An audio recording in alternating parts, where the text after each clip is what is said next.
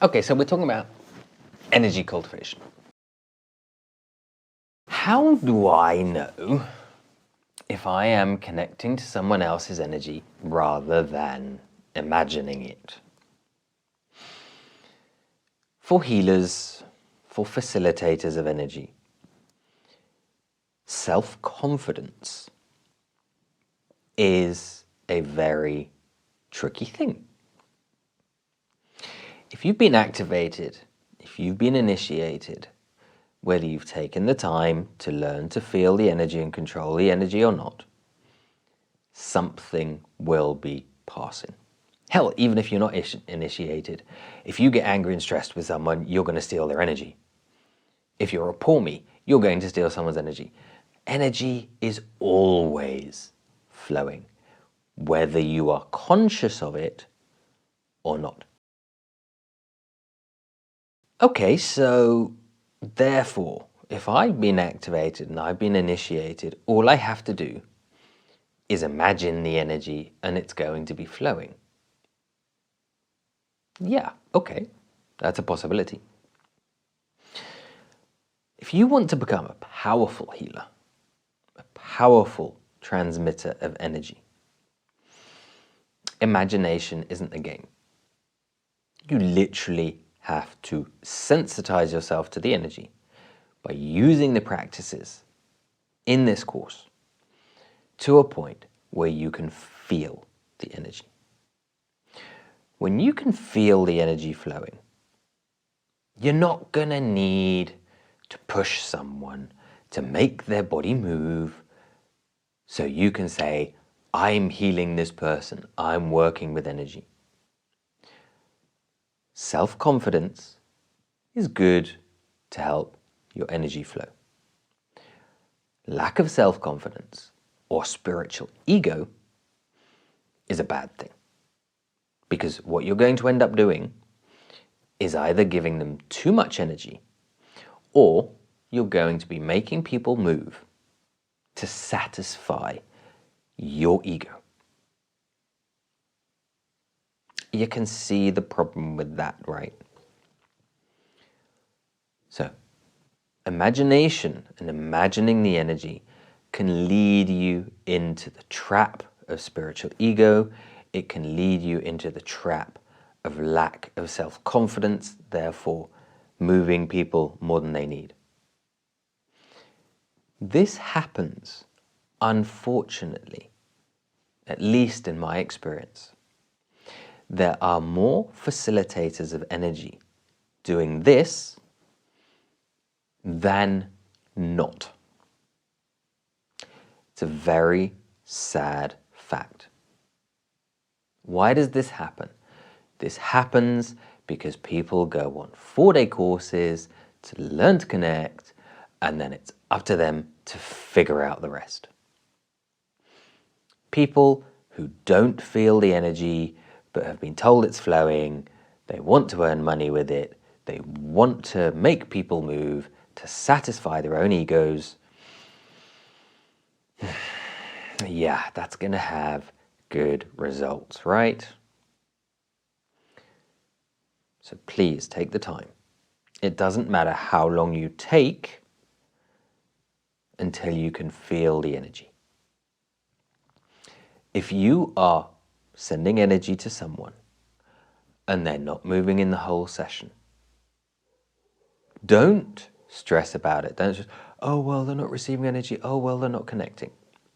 First of all, you can be the most powerful healer out there. If someone is having a bad day, if someone has fear, if someone puts up a powerful enough block, they will block your energy. They might have paid you for a healing session, but they are blocking themselves from receiving the energy. The only way to beat that is to beat down their energy with your energy. Don't do that. Or to talk to them, coach them, talk about. Be careful with coaching. There are countries that as soon as you give people advice, you're breaking the law. In other countries, it's fine. So you have to talk to them, and so they figure out the answer without telling them what to do. There are some countries that counselors and even psychologists are not allowed to tell you what to do. Only psychiatrists can. I mean, it's all about money, it's all about protectionism, it's all about... But that's the way it is. So when you're coaching someone, you can suggest things as examples. You can lead them with metaphors, but don't tell them what to do, because you can't, or you can run into trouble doing such things. So when you're coaching someone, ask them about their fears, ask them where they come from, ask them. If everything is a question, it's like in the movies, you see people sitting with, even their psychiatrists in movies, and the psychiatrist is always asking questions. There's a reason for this. So always frame things as a question, get them to think about things. At the end of the day, coaching is a series of asking questions. It's just learning to ask the right questions. NLP can help with that. So if they're blocking you, ask them why. Find out. Allow them to trust you to help them. Then, if someone isn't moving, oh, they're not moving, they're not receiving the energy, I've got to send more energy, more energy, more energy, more energy, more energy. I've spoken to a lot of people who go to sessions, they're like, I just got bombarded with this energy. It was like, oh my God, too much. And it sends them over the top. It sends them into dark night of the soul. It sends them into perhaps not Kundalini syndrome, but it's an uncomfortable thing that they then have to deal with, because the facilitator has no idea what they're doing. They're just doing it for their own ego because the person has to move. If someone doesn't move in a session, that's absolutely fine. Personally, I prefer people not to move in the sessions. And if I'm seeing someone move around a lot, my tendency is to reduce that energy, because through all the movements, okay, if they're having an energy orgasm, it's different. But if it's moving pranically and their body's flipping and whatever all over the place, I will tend to lower that energy so their body can absorb it. Because all those movements, they're not absorbing it, they're releasing the energy. Okay, yes, they're blocking things, but those blocks can be released without them moving. The answer is, if someone's not moving, and another thing that's very common, someone won't be moving because they feel a gravitational push down on them, so they can't move. Again, that's great.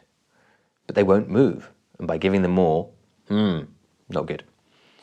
So the best way to gain self-confidence without spiritual ego, without negative things here, is have a little bit of discipline.